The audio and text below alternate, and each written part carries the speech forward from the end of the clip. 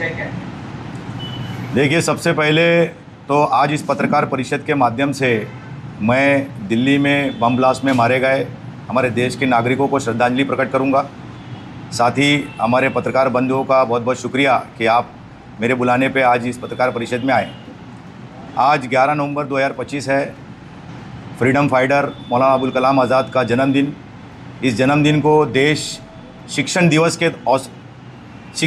के तौर पर देखता है और हम आज शिक्षण दिवस को जो है सेलिब्रेट कर रहे हैं। ये दुर्भाग्य की बात है कि आज़ाद भारत को 80 साल गुजर जाने के बावजूद शिक्षा मेरा अधिकार ये केवल एक नारा रह गया है।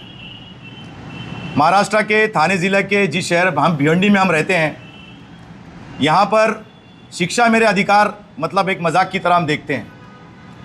उच्च शिक्षा के लिए मेरा भाई, आपकी बहन, आपकी बेटी को BA, BSc, B.Ed, D.Ed जैसे कॉलेज ही उपलब्ध हैं।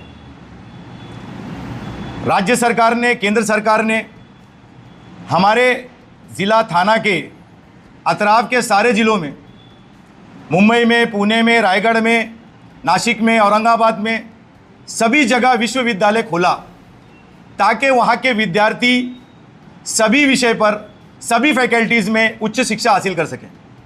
ये दुर्भाग्य की बात है कि हमारा शहर भिवंडी, जहाँ एक भी गवर्नमेंट मेडिकल, फार्मा और इंजीनियरिंग कॉलेज नहीं है, इसकी वजह से यहाँ के अधिकांश बच्चे उच्च शिक्षा से महरूम रह जाते हैं। उसकी दो वजह है। एक तो यहाँ पर कोई भी गवर्नमेंट कॉलेज नहीं है जहाँ सस्ती शिक्षा हासिल कर सके। दूसरी वजह यह है कि ट्रांसपोर्ट सेवा की अनुपलब्धि की वजह से अन्य शहरों में आने जाने से ये देखते हैं कि हमारी लड़की को बम्बई, औरंगाबाद या दूसरे शहरों में पढ़ाई में परेशानी होगी, तो अधिकांश लड़कियों की तालीम से वो वंचित रह जाती हैं। वो तो बहुत दूर की बात है, हम ये देख रहे हैं कि यहाँ के नौजवान बच्चों को भी उसके पेरेंट्स आगे की बड़ी शिक्षा के लिए भेजते नहीं हैं दूसरे शहरों में। तो ये मेरा दायित्व बनता है कि मुझे कुछ करना चाहिए। इस फिक्र के साथ मेरे स्कूल के कुछ साथी, मेरे कॉलेज के कुछ साथी, हम सभी ने चर्चा करने के बाद ये तय किया कि कम से कम किसी ने तो शुरुआत करनी होगी कि ये डिमांड की जाए कि थाने ज़िले में यूनिवर्सिटी बने और यूनिवर्सिटी थाने ज़िले के शहर भिवंडी में बने।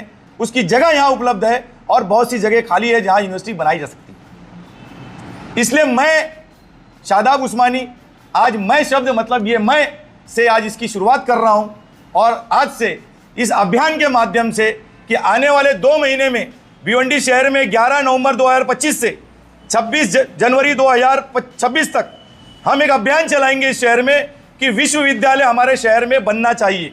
सरकार से हमें ये मांग करना होगा। इसके लिए मैं ये शुरुआत कर रहा हूँ और आने वाले 2 महीने के भीतर हम शहर के हर गली कूचे में जाएंगे, हर समाज सेवक, हर लीडर से मिलेंगे और मैं को हम में तब्दील करेंगे और इस हम को हम भिवंडीकर में तब्दील करके भिवंडीकर न्याय मंच के माध्यम से राज्य सरकार से, खास तौर से देवेंद्र फडणवीस के जो कलीग हैं, उप मुख्यमंत्री जो हमारे ज़िले के पालक है, शिंदे साहब से गुहार लगाएंगे कि वो CM बने, फिर उप मुख्यमंत्री बने, लेकिन उसके बावजूद हमारे ज़िले में विश्वविद्यालय आज तक नहीं बन पाया।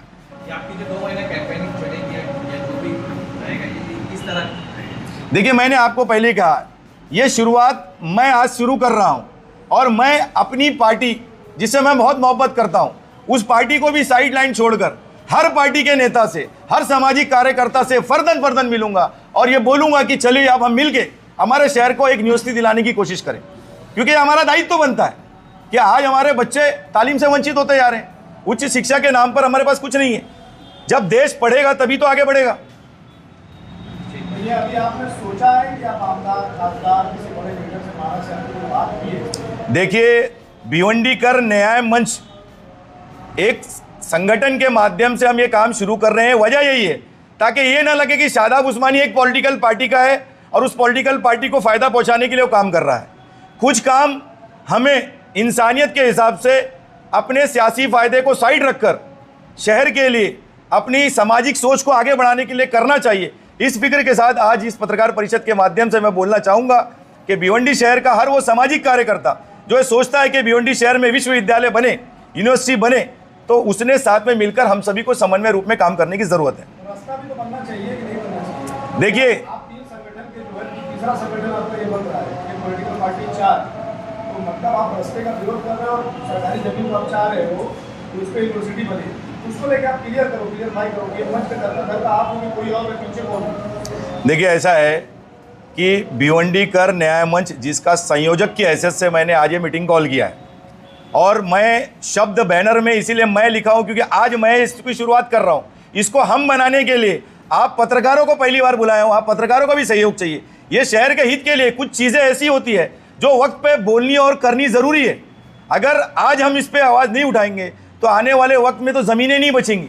सारे बिल्डर माफिया बेच खाएंगे नेताओं अधिकारियों के साथ मिलकर। तो आने वाले वक्त में जो सरकारी ज़मीनें हैं उसका सही इस्तेमाल अगर हम करने की कोशिश अभी से नहीं करेंगे तो आने वाले वक्त में तो वो भी ख़त्म हो जाएगी। इसलिए ये सही वक्त है। देखिए पो गांव भिवंडी शहर का इंतखाब इसलिए किया कि इसके लिए जो 20 एकड़ ज़मीन की रिक्वायरमेंट है वो भिवंडी और उसके अतराफ में ही मिलेगी, पहली चीज़। दूसरी चीज़ 264 हेक्टर ज़मीन राज्य सरकार ने पोगांव चाविंद्रा से लगकर उसको फॉरेस्ट प्रोटेक्शन जोन डिक्लेयर किया हुआ है। तो राज्य सरकार कुछ भी कर सकती है। 20-25 एकड़ ज़मीन भिवंडी शहर से खाली पड़ी ज़मीन, उसको निकालना कोई बड़ी बात नहीं है। किसी की दुकान, किसी का मकान, किसी की इंडस्ट्री को तोड़कर बनाना सही नहीं होगा। खाली ज़मीन आज खाली है, कल वहाँ कुछ बन जाएगा तो वहाँ पे मांग करके मतलब नहीं। इसलिए सही वक्त है कि खाली ज़मीन पर, मैं किसी प्राइवेट ज़मीन की बात नहीं कर रहा हूँ, सरकार अपनी खुद की ज़मीन पर यहाँ पर गवर्नमेंट यूनिवर्सिटी बनाए, ये हमारी डिमांड है। तो शिंदे साहब को शायद ये बात ध्यान में नहीं थी और हमें ध्यान दिलाना चाहिए। उसके लिए जितने भी रूलिंग आमदार खासदार, माजी आमदार खासदार, माजी कॉरपोरेटर, सारे समाज सेवक को लेकर समन्वय रूप में काम करने की ज़रूरत है। आने वाले वक्त में 2 महीना मतलब 11 जनवरी 2025 से लेके 26 जनवरी 2026 तक हम ये काम कैंपेन चलाएंगे। 26 जनवरी का इख्तिताम का दिन हमने इसलिए तय किया कि उसी दिन संविधान नाफिज हुआ और उसी के तहत शिक्षा मेरा अधिकार का स्लोगन आया। तो शिक्षा मेरा अधिकार है, था, है और रहेगा, और उच्च शिक्षा से मैं वंचित क्यों रहूं, इस सवाल के साथ आने वाले 2 महीना हम काम करेंगे।